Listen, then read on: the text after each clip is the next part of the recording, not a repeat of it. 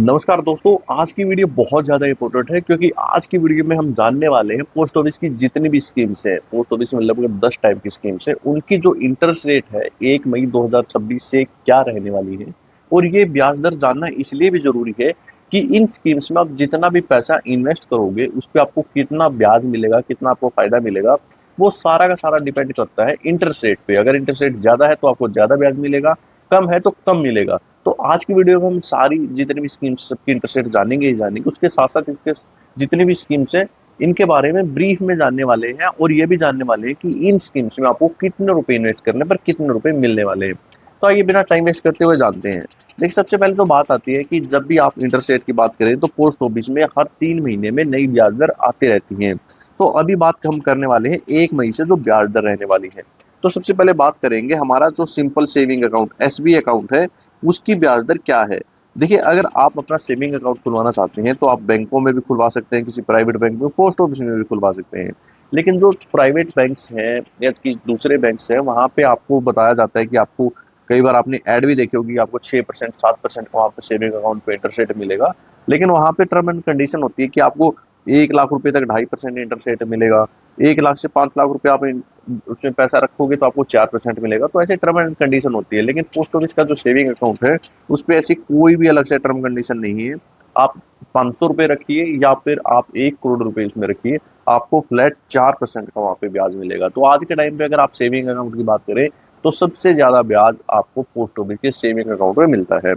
आइए अब बात करते हैं हमारे अगली स्कीम की। देखिए, पोस्ट ऑफिस में आप जब भी पैसा इन्वेस्ट करते हो तो आपके पास दो ऑप्शन होते हैं। या तो आप हर महीने थोड़ा थोड़ा पैसा इन्वेस्ट कर रहे हो, या फिर आपके पास 1 लाख 5 लाख रुपए इकट्ठे पड़े हैं, वो आप इन्वेस्ट करना चाहते हैं। लेकिन अगर आप थोड़ा थोड़ा पैसा इन्वेस्ट करना चाहते हैं हर महीने, तो आपके पास एक स्कीम है, वो है आरडी स्कीम। आरडी स्कीम 100 रुपए से अकाउंट खुल जाता है और ये 5 साल की स्कीम है। इसकी इंटरेस्ट रेट 6.7% है। यानी कि आरडी की अगर आप अकाउंट खुलवा लेते हो, मान लीजिए आपने 1,000 रुपए से अकाउंट खुलवा लिया, तो ये 1,000 रुपए अगले 5 साल तक आपको हर महीना देने पड़ेंगे। और जैसे ही 5 साल हो जाएंगे, आपको इस ब्याज दर के हिसाब से आपको सारे के सारे पैसे मिल जाएंगे। अगर मैं थोड़ा कैलकुलेशन के हिसाब से बताऊं, अगर आप हर महीना 1,000 रुपए जमा करते हैं तो 5 साल के बाद आपकी टोटल अमाउंट हो जाएगी 60,000 रुपए, जो आपकी जेब से गए हैं। और इसके ऊपर आपको 10 से लेकर 11,000 रुपए, यानी आपको जो टोटल अमाउंट मिलेगी वो मिलेगी लगभग 71,000 रुपए इस आरडी अकाउंट से, अगर हर 1,000 रुपए आप हर महीना इन्वेस्ट करते हैं। अब बात करते हैं, मान लीजिए आप इकट्ठे पैसे इन्वेस्ट करना चाहते हैं, तो आपके पास बहुत सारी स्कीम्स हैं। सबसे पहले तो एफडी स्कीम है। एफडी में आप इकट्ठे पैसे यानी लाख 2 लाख 5 लाख ऐसे पैसे इन्वेस्ट कर सकते हैं। वैसे तो अकाउंट 1,000 रुपए से खुल जाता है, लेकिन अगर आप लमसम पैसा इन्वेस्ट करना चाहते हैं तो आप एफडी में कर सकते हैं। अगर आप पोस्ट ऑफिस में एफडी करवाना चाहते हैं तो आप 1 साल की, 2 साल की, 3 साल की और 5 साल की एफडी करवा सकते हैं। आप कहोगे कि पोस्ट ऑफिस में तो और भी बहुत सारी स्कीम्स हैं, जैसे पोस्ट ऑफिस की एनएससी स्कीम, ये भी एक 5 साल की स्कीम है, हम इसमें पैसा क्यों नहीं इन्वेस्ट करें, एफडी में क्यों इन्वेस्ट करें। तो आइए जानते हैं में क्या डिफरेंस है। देखिए, सबसे पहले तो एफडी का जो इंटरेस्ट रेट है यहाँ पे 7.5% है। 5 साल की एफडी की इंटरेस्ट रेट की बात करें तो यहाँ पे 7.5% है। जबकि जो एनएससी स्कीम है, एनएससी स्कीम की जो इंटरेस्ट रेट 7.7% है। यानी कि यहाँ पे इंटरेस्ट रेट आपको ज्यादा मिल रही है। तो आप कहोगे कि यहाँ पे ज्यादा मिल रही है तो हम यहीं पे इन्वेस्ट कर देते हैं। लेकिन रुकिए, इसमें और भी बहुत सारे डिफरेंस है जो आपको पहले पता होने चाहिए, तभी आप इसमें इन्वेस्ट करिएगा। क्योंकि देखिए, अगर आप एफडी करवाते हो तो इसका जो भी ब्याज बनता है वो आपको हर साल आपके अकाउंट में, आपके सेविंग अकाउंट में आता रहता है। लेकिन जो एनएससी का ब्याज है वो हमारे सेविंग अकाउंट में नहीं आता, जैसे ही 5 साल होंगे टोटल ब्याज हमें तब मिलेगा। इसके अलावा जो पोस्ट ऑफिस की जो ये एफडी स्कीम है, इसमें जो ब्याज है वो हर 3 महीने में कंपाउंड होता है। यानी 3 महीने का ब्याज बना, वो आपके अकाउंट में जुड़ गया, फिर उसके ब्याज के ऊपर ब्याज लगता है। लेकिन जो एनएससी स्कीम है उसमें हर 3 महीने में नहीं, साल के बाद पैसा कंपाउंड होता है। यानी 1 साल का ब्याज आपके अकाउंट में आ जाएगा, फिर अगले साल उस पूरे ब्याज के ऊपर ब्याज लगेगा। तो ऐसे ये सारी चीजें काम करते हैं। अब बात करते हैं अगली स्कीम की। अगली स्कीम हमारी है केवीपी स्कीम। देखिए, अगर आपके पास 1 लाख 2 लाख 5 लाख रुपए हैं और आप उसको इन्वेस्ट करना चाहते हैं, तो पोस्ट ऑफिस की केवीपी स्कीम उस पैसे को डबल कर देती है। वो कितने दिनों में करेगी? देखिए, इसकी जो इंटरेस्ट रेट है 7.5% है। मान लीजिए आपने इसमें 1 लाख रुपए इन्वेस्ट करे, तो आपके सारे के सारे पैसे इस ब्याज दर के हिसाब से 2 लाख रुपए हो जाएंगे। और इसमें जो टोटल टाइम लगेगा वो लगेगा 115 महीने, यानी 9 साल 7 महीने इस स्कीम में लगने वाले हैं, अगर आप अपना पैसा डबल करवाना चाहते हैं। और इसमें इन्वेस्ट करने की कोई ऐसी लिमिट भी नहीं है कि आप इतने पैसे इन्वेस्ट करें, जितने चाहिए इसमें आप पैसे इन्वेस्ट कर सकते हैं।